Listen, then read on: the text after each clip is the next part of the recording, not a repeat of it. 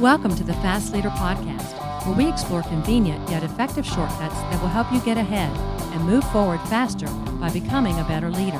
And now, here's your host, customer and employee engagement expert and certified emotional intelligence practitioner, Jim Rimbaugh. Call Center Coach develops and unites the next generation of call center leaders. Through our e-learning and community, individuals gain knowledge and skills in the 6 core competencies that is the blueprint that develops high-performing call center leaders. Successful supervisors do not just happen. So go to callcentercoach.com to learn more about enrollment and download your copy of the Supervisor Success Path ebook now. Okay, Fast Leader Legion, today I'm excited because I really get to learn the true meaning behind vanilla ice cream today. And so will you. And that's why I'm so excited to have the guest that I have on the show today. Jim Knight was born and raised in Kissimmee, Florida, just south of Orlando, along with his 2 younger brothers, Greg and Brad. His parents are still married. His dad was a police and fireman and really a service person most of his life. His mom was an office manager, and his grandfathers were Southern Baptist ministers and a Georgia farmer. Jim always wanted to perform in some way in front of others. He's always been attracted to people who could sing, dance, act, speak, perform, and so he tried all those things as a youth, and he utilizes those skills today in what he does. He creates edutainment for others. Now, for those that know, I actually call the Fast Leader Show a docu-edutainment. So my part is that we're going to learn a little bit more about Jim. Early in his career, he actually worked hospitality at a local alligator farm attraction, where he worked at the snack bar, sold fish, drove a mini train, and took guest photos holding reptiles. He used his high school activity of singing and turned it into a music scholarship at college, which morphed into being a public middle school teacher for 6 years, during which he had an evening job at some restaurants. Eventually, he took on a summer job at Hard Rock Cafe in Orlando and stayed 21 years. He traveled all over the world for them and built a world-class team delivering programs to protect and perpetuate the brand. He left the Hard Rock Cafe in 2012 to become a professional keynote speaker and author. Jim currently lives in Winter Garden, Florida, and has 3 kids, Madison and twins Alec and Sydney. Jim Knight, are you ready to help us get over the hump? I am so ready. I love it. What a great introduction. Thank you, Jim. Man, I'm glad you're here. You know, I had the opportunity to actually see you, one of your keynote speeches, and I was just so charged and energized, loved your story, loved your catchphrases, loved your analogies. I just wanted to have you on the show, so I'm glad you're here. But I've given my Legion a little bit about you, but can you tell us what your current passion is so that we can get to know you even better? Yeah, and probably the session that you saw was around either culture or service. Those tend to be my number 1 and number 2 topics. And, I move at blazing speed. It sounds like you're faster than I am, which I love. But I am loud and fast and aggressive when I'm on stage. And probably the session you saw was around culture. And that honestly is my passion. Just whenever I get a chance to help out a brand, amp up their organizational culture, I'm all about that. So I will go out of my way to help define it, to help brands understand that everything is predicated on human behavior, learned behavior. So I try and get people to think a little bit differently than just the actual stuff that they actually sell. I will focus on surrounding yourself with great people. You know, I say an army of giants. So if you can sort of get the right people on the right seat of the bus. I know that's an overused sort of cliche, but you really will just perpetuate the brand, I think. So ramping up company culture, and it could be anything around customer service or employee engagement. You sprinkle in a little bit of philanthropy and leadership, and that pretty much in a nutshell is the essence of what I talk about. Well, and I would dare to say that, when you kind of make things a little bit more, real to the mainstream, like you were talking about having things be sticky in the mainstream, that I think everybody can resonate and connect with. Like the whole, everybody serves vanilla ice cream. However, you have to do what? So I use that analogy just because I think there's such a world of melees going on that for the most part, people are focusing on down the middle of the plate. It's a sea of sameness. And so when I use ice cream as an analogy, I say, in this world of vanilla that everybody serves, people want a little bit of chocolate in their life. So I'm looking for people that when I go out to eat and drink and shop and stay and play and be around anybody where I'm going to spend money, I want to be treated special. And that's what I think chocolate ice cream is like. It's just a little bit unique. It's a little bit different than the same old that everybody's getting. So the catchphrase for me is always, in a world of vanilla ice cream, you got to serve up some chocolate. People need a little bit of chocolate in their lives. I mean, I could totally understand that. And you said something a moment ago when you had mentioned about, the learned piece. But I think especially going through and doing, some of the corporate training pieces and trying to get people to live the brand. I mean, you really have to go beyond the learn piece and turn it into, practice. It's something that they have to do in order for it to become, something that is consistent. And that's kind of where a brand kind of can take off and really find its power. That's right. But the problem is that there are people that are in jobs that really shouldn't be in jobs when they're dealing with other human beings. So, I guess because my background is being more in hospitality than anything else, what I've learned over the years, and I was a training and development guy, I'm smack dab in the middle of the employee life cycle. I don't have anything to deal with how people come into the business or how they leave. So I'm going to train with whatever you give me.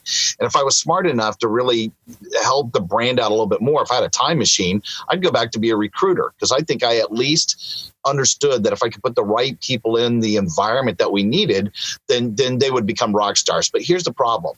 Because everything is learned behavior, everything.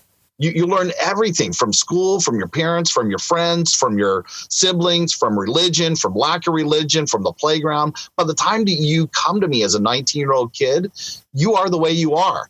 Now, I could fake it if the boss is watching me, if you told me my job depended on it and I'm staring at you, for a certain amount of time, I could fake it for a while. But if my natural disposition isn't to be around other people, isn't to really deliver something with excellence, isn't to move at blazing speed and have an attention to detail and sense of urgency, well, that's going to be a problem, because they're going to be faking it the whole time. And so I think eventually these people wash out of these positions where they have to interact with others. So I know it's learned behavior. I know that with some training and development and rewarding and recognizing and leadership, you can help them along the way. But at the end of the day, they've got to be able to do that. And for them, it's sheer will. And if they've not learned it early on, if their value orientation isn't the same, you're going to struggle with that individual. So it's almost better to go out and find these rock stars. You might have to mine for them, but if you can find them somewhere else and bring them into the fold, it's better than trying to create them while they're there with you for the very first time. You bring up a really interesting point. And I would dare to say that a lot of people have learned how to fake it, but they still have that natural wiring thing. And they end up getting exhausted because they have to essentially operate outside of their norm.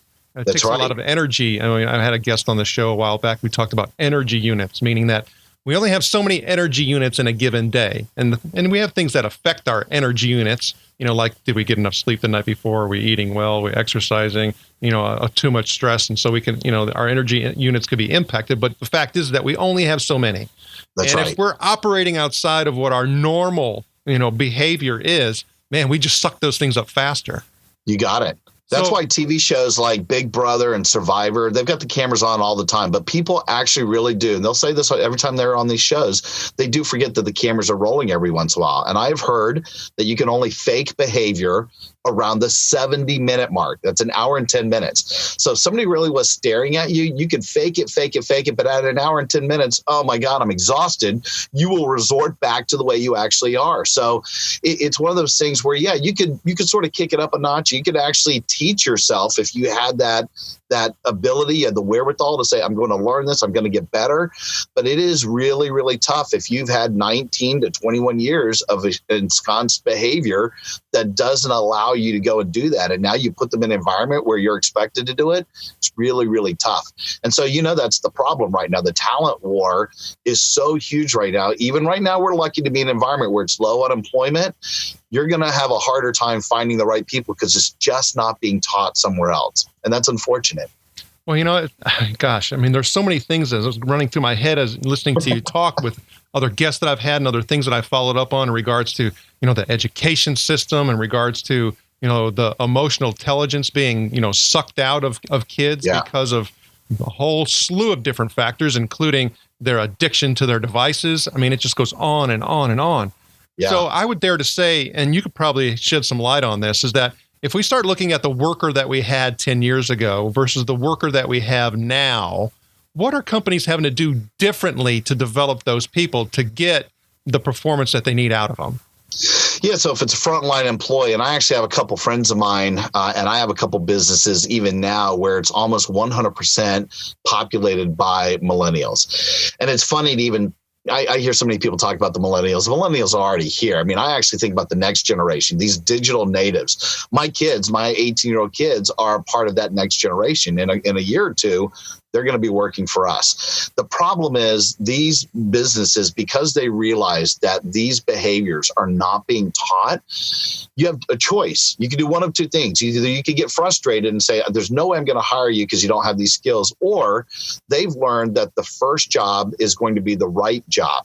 And so what they're having to do is teach them how to count money, how to use a mop and a broom, how to not be on their device and actually look at people in their eye and smile and be ever present when somebody is around them. Like, these are things that are just not taught. The physical activity of wiping down a counter or whatever. If you haven't learned any of these things, if you had no chores like probably you and I did, Jim, it's really going to be a struggle. So I have a friend of mine who has a frozen dessert concept in Chicago, and every single one of her employees are young kids. They're all like 15, 16-year-olds. If you're 19, you're probably a manager at that point.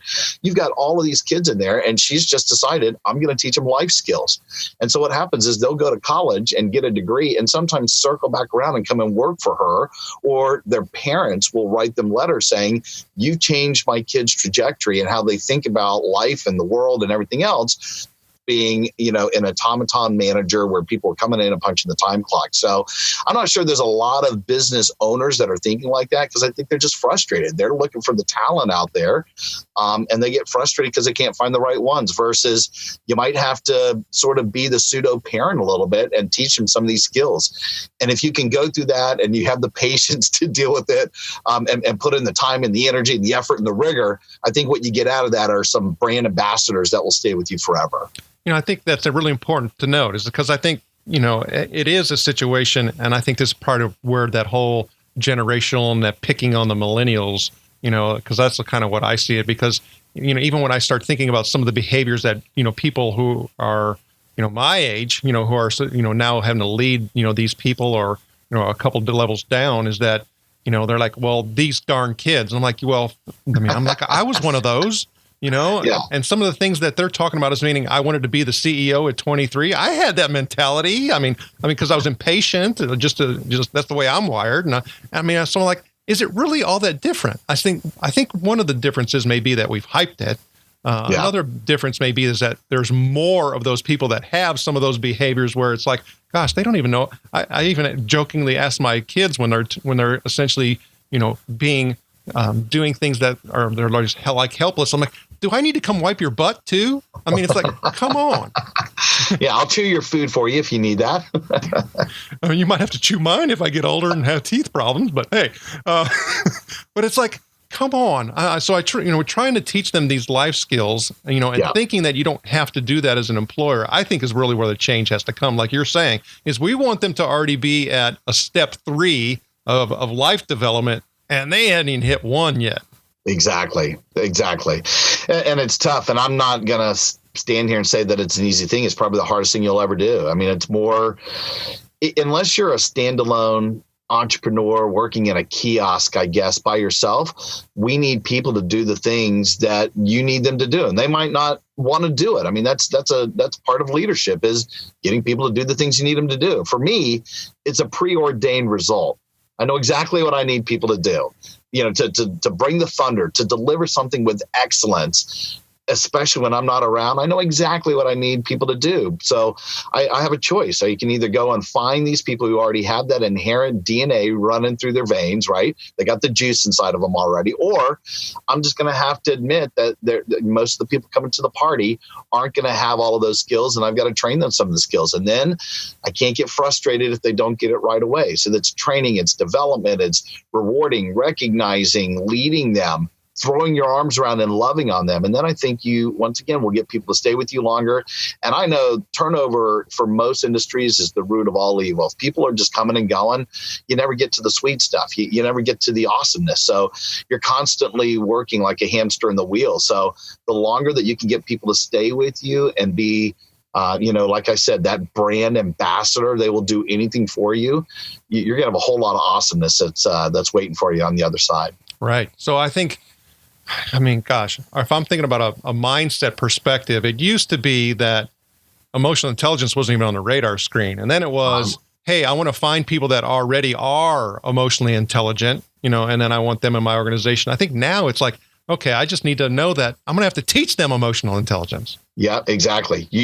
I think there are so many people out there that have got to become better educators, better human resource directors, if you will.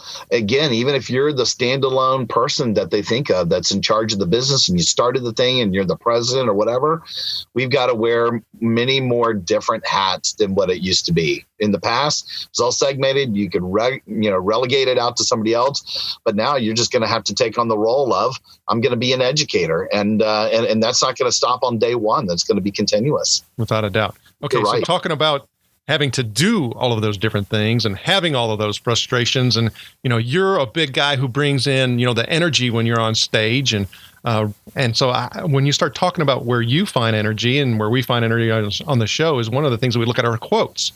Yeah. Is there a quote or two that you can share that you like? There are a couple, yeah. Unfortunately, most of my stuff is rock and roll icons, man. The great philosopher Bono actually said at one time, which I use quite a bit, the world is more malleable than you think, and it's waiting for you to hammer it into shape. So I'm sure he was talking more about the philanthropic side. I mean, this guy has done so much for the world, and he commands the voice of the Pope and presidents and everything else. But he's using his stage to really go out there and try and influence and impact people in a positive way from a philanthropic way. He's trying to save the world. So that quote has always stuck with me. And I also love Kurt Cobain's quote, from Nirvana, the lead singer, sadly passed away in the early 90s. He talks about the fact of an individual. So the one from Bono is about you can go out there and make a difference. But Kurt Cobain's I love. I'd rather be hated for who I am than loved for who I am not. So I do tend to think that I'm a little bit irreverent at times. I'm a little bit unpredictable at times. I'm fairly safe when I'm on stage, but I do try and think with a little bit of a different mindset. And I'm not going to be everybody's cup of tea, but my goal has always been I'm going to be myself. I'm going to be my true, authentic self. And so I would much rather be hated for who I am than loved for being a poser and being a lip syncer out there. I'm just not going to do that. Well, so if I can use two music icons, if that's all right from a quote, that's how I'm living my life. Well, I think that's great. Because the impact and the lyrics and many of those things that are said and the personalities and all of that within it. They've had a great impact on our life. So when you start thinking about, gosh, I'm thinking about the restaurant business and my short foray, in it. Because I'm talking about the whole fast pace and remembering, things and, this, that, and the other. It's like, gosh, that's a tough place to be in. And I also know even that time and tenure when you were with Hard Rock, I think the business itself kind of took a few roller coasters. It wasn't always riding high. Yep, exactly. But I'm sure, and also making the decision to kind of, do your own thing and step away. There's a lot of humps that you've had to get over. Is there a time where you've gotten over the hump that you can share with us?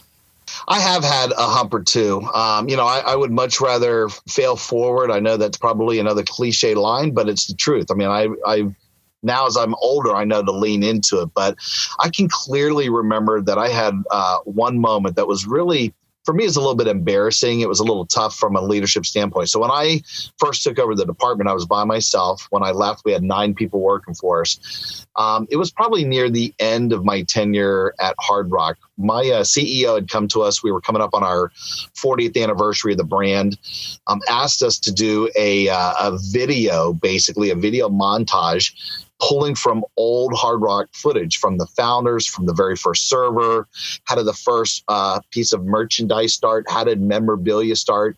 It was really more of a documentary. I know that's the world that you play in as well.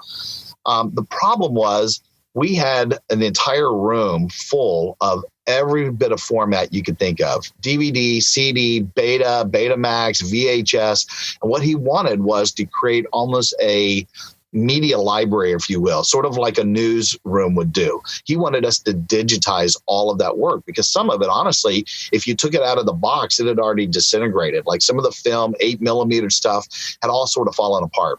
So the goal was I had to, in less than 2 months, digitize all of that footage, pull from all of that, meta tag all of it, and say, this was this person, she was here in this location on this date, with Rod Stewart in the background. Like there was a lot of work that would go into this in a very short, finite time.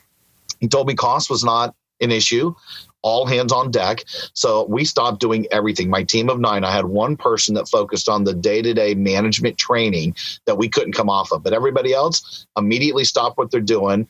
We all started working pretty much 18, 20-hour days. We were working on the weekends. I had a couple people that we had to cancel their vacations. This was all during the holidays coming up through Christmas. We were using people's sons and brothers and daughters and significant others. We went online onto Craigslist and bought something like 20, I think, beta machines that could actually play stuff and converters. So this, I know it's sort of a long story, but it was really painful because we did all of this work and it was starting to get close to the end date for the conference, which was a really cool, nice to have, but it wasn't mission critical for the brand. But that's what the CEO wanted. He had talked about it with me on a regular basis. And I finally went into the office and said, I think we're going to miss the date. I don't think we're going to be able to get it done. I can't have them work any harder. All of my people are burned and exhausted. We're all sleeping here. We're on Red Bull, coffee, and Mountain Dew and everything else. And he said, then I will fire everybody on the team. And it was a real tough moment. And, I like the CEO. I like him a lot. And I know it was a little bit of frustration for him probably to say that. My leadership failing was I went back and told the team that. And I shouldn't have done that. And I know this was probably one of my biggest leadership failings that, I got to keep stuff close to my vest and I've got to be the shield and I've got to set the example. And, we could have done things pretty much, a little bit different, not any harder for sure. But what came out of that is I immediately lost one person on the team. That was it. He was done. And I lost another one pretty soon after that. And I think you can pretty much go back to that moment in doing all of this work. And then all of a sudden your boss comes to you and says, hey, listen, if you guys don't get it done, the CEO said, we're all out of here. I just learned a lot from that there are times when you do share information, and I'm sure some people love for it to be 100% transparent, but there are many times you've got to just be able to put a cork in that and figure out a way to deflect it. I bet you he would have never, ever fired the team. That was just something he said, and I made it a little bit worse than it needed to be. And I was in a department that we had hardly ever lost anybody. So to lose 2 right after that, that's a clear indication of my leadership failing. So that's one I wish I could have gone back in time and had a little bit of a do-over. Well, I'm sure there was a whole lot of factors that went into that. And thanks for sharing that story, because I actually saw myself in a couple of those things, and I'm like, oh gosh, I know I probably conveyed 1 or 2 things that I probably shouldn't have either. And I think we've all kind of done that. And there's so many factors that play into that. I mean, your own frustration, your own fatigue, your own, I'm sure even going in his office and telling him that you don't think you were going to make it was a huge effort. Well, and then I got caught too, because somebody on the team went back and told my boss, who then also told the CEO. So within probably 2 hours, I had a door slam in my office. The CEO and my boss is standing in front of me and asking me direct questions. Did you go and tell the team? And I said, yeah. And it was pretty disappointing. I wouldn't say that it was a complete, knockdown of me. I wasn't getting demoted. I wasn't getting fired, but boy, it put a chink in my armor that it took me a while to climb out, just from a headspace standpoint, to be a much better leader. And I just said, that's not going to happen for me again. So it was clearly a moment. I've had some pretty good runs as a leader. I would say I'm just as good of a follower as I am a leader, but when I've been in that role, I've been okay. But boy, the 1 or 2 times, there have been a couple black eyes, that I wish I could go back in time. But it did make me stronger. I can certainly say that. Well, it's just like you said, eventually you kind of fell forward. It felt like I kicked back, but you fell forward. So I know you have, a lot of things that are going on. It's not just the speaking and all of that. I mean, you said you had a couple of businesses that you're working on. Kids I know are important to you, and family as a whole. But if you started looking at one goal that you were to have, what would it be? My goal, regardless of who it's with, is going to be to positively impact and influence others. I mean, it's always been like that. I mean, you said it best. It's whether it's just being a rock for my kids. I like doing that for my friends and family, just being a positive influence in their life. It's also helping individuals out with their careers. I want them to be rock stars in their own businesses. So, it doesn't necessarily have to be a close friend of mine, but if people have reached out, this is sort of the one-on-one consultancy side of me. I'll certainly do that. It could be leading people to Christ. I have a strong religion inside of me. So when it's appropriate, when it makes sense, I will go out of my way to help impact and influence people with that. I'm helping companies obviously be world-class. That's in my professional career. And honestly, like I said, I'm out there in shop land myself. I have to eat and drink and go and spend time in retail stores. So it just frustrates the crap out of me when it's just mediocre service. So whether it's their culture or their organization, or even if I could somehow get my hands ensconced in revolutionizing an entire industry, even if it's one business at a time, that's my goal. So, you would think from the majority of my background is food and beverage and hospitality, but the majority of my speaking is actually outside of that. It's banking and insurance and auto mechanics. Funeral directors are my number one clients. Senior assisted living, number two, right behind it. And you're like, what is this guy from the Hard Rock with the freaky hair and the whatever? Like, what is he going to do? And yet everybody's going through the same challenges. And I think if I can help those individual businesses just get better, and then along the way, I'm just sort of taking some individuals with me who need a little bit of some love and arms thrown around them, then I'm going to be that part. So I think if there's one thing that I could probably do, it's going to be to positively impact and influence other people. And whether that's as an organization or individuals, I'm going to take as many people with me. It's just been my driving force forever. And the Fast Leader Legion wishes you the very best. Now, before we move on, let's get a quick word from our sponsor. The number one thing that contributes to customer loyalty is emotions. So move onward and upward faster by gaining significantly deeper insight and understanding of your customer journey and personas with emotional intelligence. With your empathy mapping workshop, you'll learn how to evoke and influence the right customer emotions that generate improved customer loyalty and reduce your cost to operate. Get over your emotional hump now by going to empathymapping.com to learn more. All right, here we go, Fast Leader Legion. It's time for the Hump Day Hoedown. Okay, Jim, the Hump Day Hoedown is the part of our show where you give us good insights fast. So I'm going to ask you several questions, and your job is to give us robust yet relevant responses that are going to help us move onward and upward faster. Jim Knight, are you ready to hoe down? I think so. Let's do it. All right.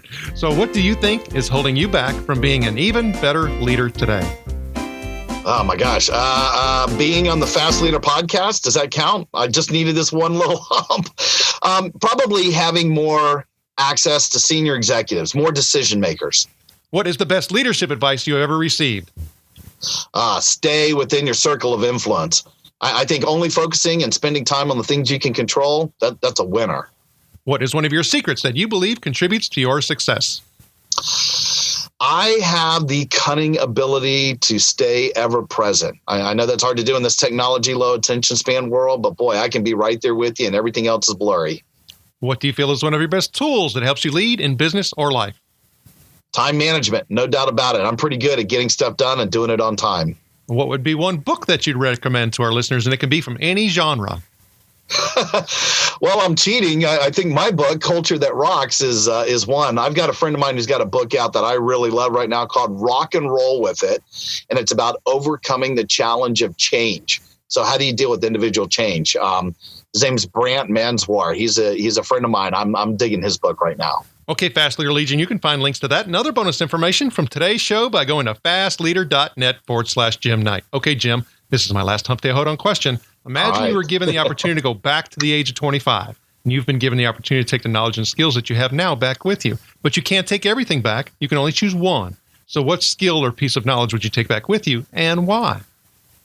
Ooh, I think I would recommend to myself that I'm pretty resilient, and I talked about those failures. I just think if I could tell myself that, your long and winding road is riddled with failures, but you're ultimately going to reach nirvana, I'd be in a good place at 25 if I heard that. Jim, it was an honor to spend time with you today. Can you please share with the Fast Leader Legion how they can connect with you? Yeah, thank you for asking me. You can certainly go to my website, which is Knight Speaker. That's my last name, KNIGHT, speaker.com.